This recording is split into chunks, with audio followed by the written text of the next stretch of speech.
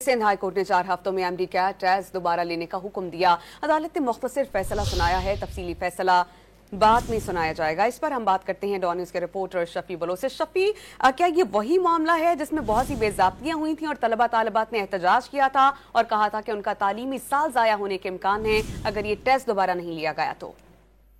जी बिल्कुल, इस हवाले से जो दरख्वास्त दायर की गई थी इसमें काफ़ी एहतजाज भी हुआ और काफ़ी मुख्तलिफ दरख्वास्तें भी दायर की गई थी, जिस पर अदालत ने तमाम दरख्वास्तें यकजा करके आज तरफेन के दलाल मुकम्मल सुनने के बाद अदालत ने मुख्तसर फैसला जारी कर दिया है और 4 हफ्तों में टेस्ट कराने का अदालत ने जो है वो हुक्म दिया है। इससे कबल अदालत ने जो कमेटी तश्कील दी थी उस कमेटी की जानिब से भी रिपोर्ट पेश की गई अदालत ने और दौरान समाअत अदालत ने कहा कि जो है वो बच्चे जिन्होंने 185 से जायद 2001 नंबर जो है वो उससे ज्यादा नंबर लिए हैं और उसके अलावा अदालत ने कहा है कि पीएमडीसी या तो गलती तस्लीम करके छोड़ दे या फिर दोबारा से इस पर जो है वो नेकमजाती कार्रवाई करे।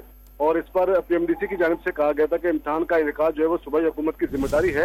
इस पर अदालत ने कहा कि आपने जो है वो कॉन्ट्रैक्ट क्यों दिया अगर ऐसी कोई बात है तो। इस पर अदालत ने इस्तफसार किया कि आपने बेहतर रास्ता क्यों नहीं अपनाया और IBA सक्कर ने इतना बड़ा टेस्ट मुनक्किद किया और जिसके हवाले से कई एतराज़ात भी सामने आए थे।